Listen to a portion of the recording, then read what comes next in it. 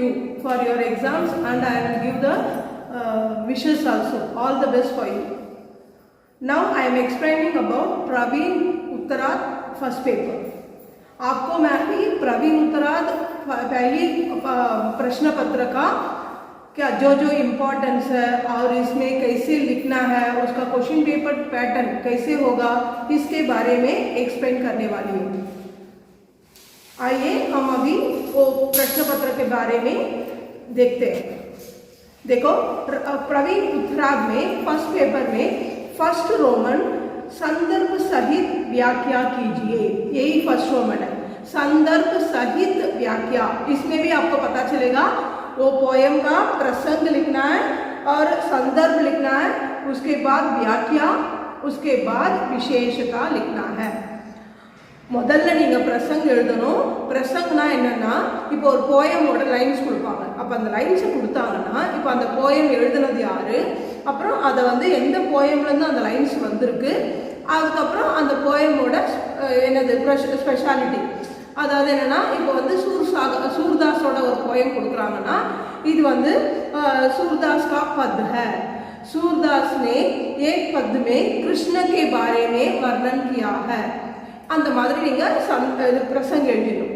Next சந்தர்ப்னா இப்போ பாருங்க, சூர்தாஸோட பத்து. அப்போ சூர்தாஸ் என்ன பண்ணுறாருன்னா, அந்த பாடலில் எதை பற்றி சொல்லியிருக்காரு, என்ன உணர்வை வெளிப்படுத்தி இருக்காரு அப்படின்றத எழுதுறது தான் சந்தர்ப்பம்.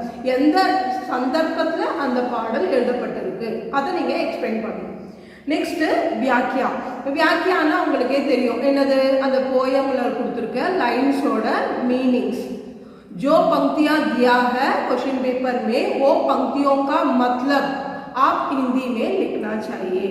उसके बाद विशेषता. विशेषता मतलब वो कवि और कविता का स्पेशलिटी के बारे में आप लिखना है. वो कंक्लूजन जैसे 2-3 लाइन लिखते तो काफ़ी है.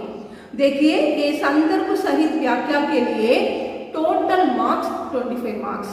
25 में हर एक कविता का क्या वो संदर्भ सहित व्याख्या लिखते तो 5 मार्क्स मिलेगा. 5 मार्क्स है तो 5 क्वेश्चन आप अटेंड करना है. देखिए वो कैसे दिए होते तो दिस और दैट वो मेथड में देते हैं.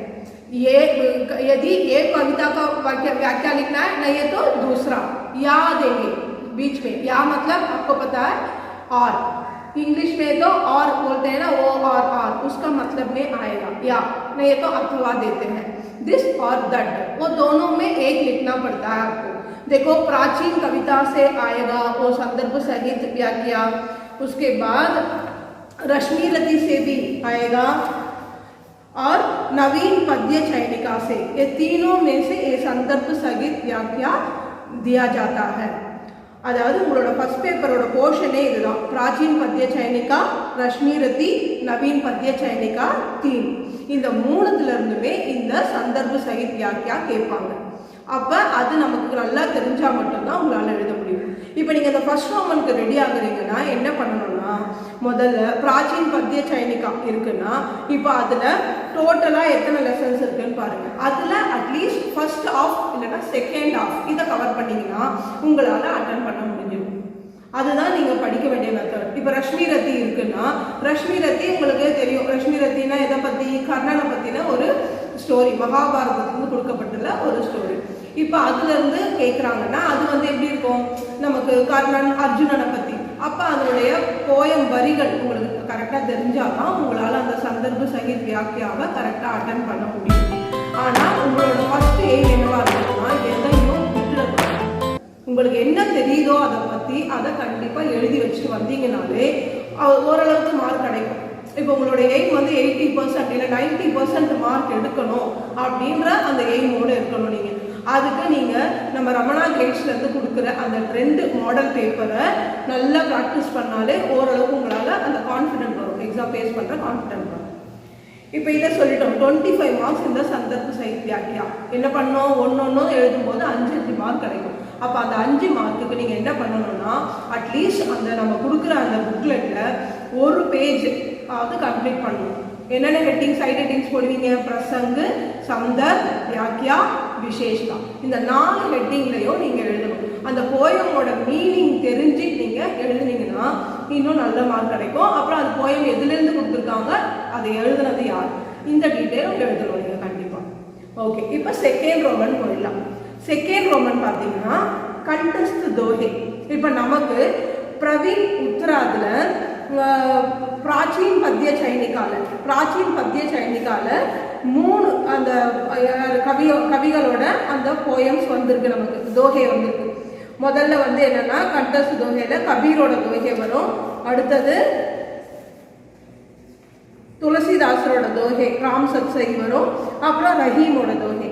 இப்போ நீங்கள் என்ன பண்ணணும்னா கபீர், துளசி, ரஹீம் இந்த 3துலேயும் 10 தோஹே உங்களுக்கு கண்டஸ்ட்.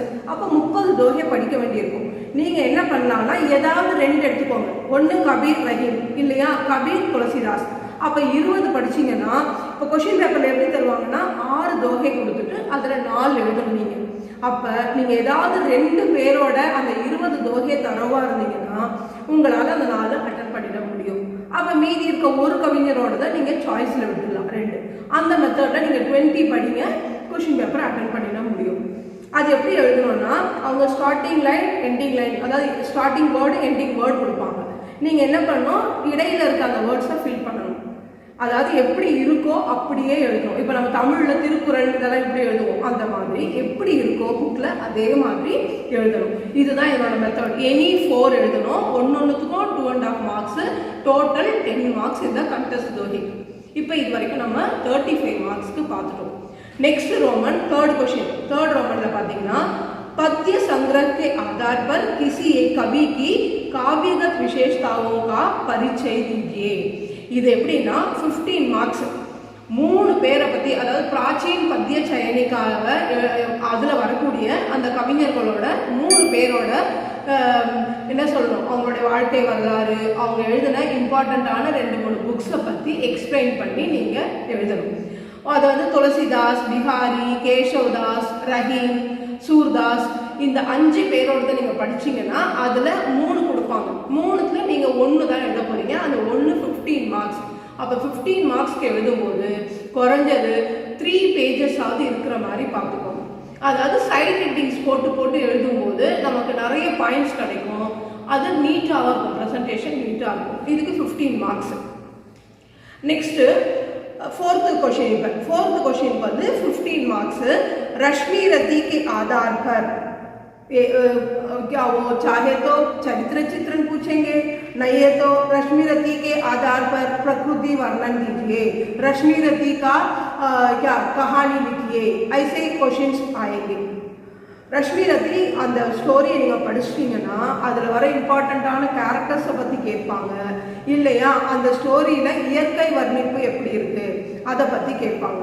அப்போ நீங்கள் இந்த ரஷ்மி ரத்தி ஸ்டோரியை படிச்சிட்டிங்கன்னா அதுலேருந்து உங்களுக்கு 15 மார்க்ஸ்க்கான கொஷின் கேட்கப்படும். அதுவும் அப்படி தான், ஏதாவது ஒன்று, அதாவது திஸ் ஆர் தட் அந்த டைப்பில் தான். அது 2 கொடுத்து 1 எழுத சொல்லுவாங்க. அந்த 1 நீங்கள் 3 பக்கங்கள், கண்டிப்பாக 3 பக்கங்கள் இருக்கணும். அதுக்கு மேலே போக வேண்டிய அவசியம் இல்லை. ஏன்னா உங்களுக்கு புக்லெட் கொடுப்பாங்களே தவிர அடிஷ்னல் ஷீட்ஸ் கொடுக்க மாட்டாங்க. கொடுக்குற புக்லெட்டில் நீங்கள் கரெக்டாக எழுதிட்டு வரணும். அன்வான்டான திங்ஸை எழுதி ஒரே கொஷினுக்கு நீங்கள் டைமை வேஸ்ட் பண்ணாலும் மார்க் என்னமோ அந்த லிமிட்டட் மார்க்ஸ் தான். அதனால் ஒரு லிமிட்டடாக எதாவது இம்பார்ட்டன்ட் பாயிண்ட்ஸோ அதை 3 பக்கங்களுக்கு மேலே வராமல் பார்த்து அழகாக எழுதிடுங்க. அப்போ மார்க்ஸ் நீங்கள் ஸ்கோர் பண்ண முடியும். नेक्स्ट फिफ्थ क्वेश्चन பார்த்தீங்கன்னா पठित कविता संग्रह के आधार पर किसी एक कवि की काव्यगत विशेषताओं का परिचय दीजिए. இதுதான் ஹெட்டிங். இதுவும் 15 மார்க்ஸ்க்கான क्वेश्चन. இது எதில் வரும்னா இப்போ பிராச்சீன் பத்திய சைனிகாலேருந்து கேட்கறது தான் தேர்ட் क्वेश्चन. இப்போ இது எதுலேருந்து கேட்பாங்கன்னா நவீன் பத்திய சைனிகா. नवीन पद्य चयनिकाल என்னது, இப்போ आधुनिक काल के कवियों का वो विवरण देना चाहिए. आप प्रवेशिका से पढ़ रहे हैं ना, वो वाले क्या अयोध्या सिंह उपाध्याय आर्यौद और सूर्यकांत त्रिपाठी निराला, जयशंकर प्रसाद, ये वाले कवियों के बारे में आप लिखना पड़ता है. देखिए इसमें भी 15 मार्क है. 3 लोगों के बारे में पूछेंगे, आप किसी एक के बारे में लिखना चाहिए. அதாவது 3 கொடுப்பாங்க. அந்த 3ல நீங்க 1 செலக்ட் பண்ணி அழகா எழுதணும். யாரை பத்தி உங்களுக்கு கிளியர் டீடைல் தெரியுதோ அதை முதல்ல யோசிச்சு அவங்கள பத்தி எழுத ஸ்டார்ட் பண்ணுங்க. இதுவும் அதே மெத்தட் தான். சைட் ஹெட்டிங்ஸ் போட்டு 3 பேஜ் அதிகமாகாமல் பார்த்து எழுதுங்க. नेक्स्ट सिक्स्थ क्वेश्चन வந்து किसी एक कविता का सारांश लिखिए. ஏதாவது ஒரு கவிதை, அந்த நவீன் பத்திய சயனிகால இருந்து கவிதையில 2 கொடுத்துட்டு அதுல ஒன்றை பத்தி நீங்க சாராம்ஷம் எழுதணும். அதுக்கு 10 மார்க்ஸ். 10 மார்க்ஸ் போது நீங்க 2 பேजेस எழுதினா போதும். नेक्स्ट 7th लास्ट रोमन रश्मिरती के आधार पर किसी एक पात्र का परिचय दीजिए. இது வந்து டிம்பனி மாதிரி 10 மார்க் தான். அப்போ 2 பேஜ் எழுதினா போதும். ஏதாவது ஒரு கேரக்டரை பற்றி, இப்போ ரஷ்மிரத்தியில் வர கேரக்டர்ஸ் யார் யார்? கர்ணன், அர்ஜுன், அப்புறம் வந்து பரசுராம் வருவார், துரோணர், அப்புறம் குந்தி, இந்த மாதிரி கேரக்டர்ஸை பற்றி யாராவது ஒருத்தரை பற்றி நீங்கள் எழுதணும். அதுக்கு 10 மார்க்ஸ் உங்களுக்கு. இதுவும் 2 பக்கங்கள் எழுதினா போதும், அதுக்கு மேலே எழுத வேண்டிய அவசியம் இல்லை. இப்போ இது டோட்டலாக 100 மார்க்ஸ். இதில் பார்த்தீங்கன்னா ஃபர்ஸ்ட் பேப்பரில் எப்பவுமே எஸ்ஏஸே நிறைய வருது, ரெண்டாவது இஆர்சியும் நிறைய எழுதணும். அப்போ எழுதுறதுக்கான டைம் ப்ராக்டிஸ் வேணும். அதுக்கு தான் நீங்கள் என்ன பண்ணணும்னா, இந்த மோட்டிவேஷனல் எக்ஸாமு இதெல்லாம் ரமணா பப்ளிகேஷனில் கண்டக்ட் பண்ணுறாங்க. அதை நீங்கள் எழுதி உங்கள் முன்னாடியே 1 மாதத்துக்கு முன்னாடியே நீங்கள் ரிவிஷனை ஸ்டார்ட் பண்ணி எழுதி பார்த்தீங்கன்னா தான் அந்த 3 ஹவர்ஸ்க்குள்ளே உங்களால் கம்ப்ளீட் பண்ண முடியுதா அப்படின்றத நீங்கள் பார்க்க முடியும். அப்போ உங்களோட ஸ்பீடை இன்க்ரீஸ் பண்ணுமா இல்லை எழுதுகிற அளவை குறைக்கணுமான்றதை நீங்கள் டிசைட் பண்ணிக்க முடியும். அதை மாதிரி நீங்கள் பிளான் பண்ணி ரிவிஷனை ஸ்டார்ட் பண்ணிங்கன்னா சூப்பராக ஸ்கோர் பண்ணலாம். All the best dear children. You prepare well and get first class only because this is last exam. எப்பவுமே நீங்கள் எல்கேஜியில் ஃபர்ஸ்ட் ரேங்க் எடுத்ததை யாரும் பார்க்க மாட்டாங்க. பட் டிகிரி சர்டிஃபிகேட் தான் இம்பார்ட்டன்ட். அது மாதிரி இது ஈக்குவலன்ட் டு பிஏ. ஸோ நீங்கள் ஃபர்ஸ்ட் கிளாஸ் எடுத்தால் மட்டும்தான் உங்களுக்கு அந்த சர்டிஃபிகேட்டால் யூஸ் இருக்குது. நாளைக்கு நீங்கள் யார்கிட்டையாவது காட்ட முடியும். ஸோ ரொம்ப ஹார்ட் ஒர்க் கொஞ்சம் போடுங்க. ஹார்ட் ஒர்க் போட்டு லாஸ்ட் எக்ஸாமில் ஃபர்ஸ்ட் கிளாஸ் அந்த டிஸ்டிங்ஷனே எடுக்கணும்னு நான் உங்களை ப்ளஸ் பண்ணுறேன். Thank you for watching this.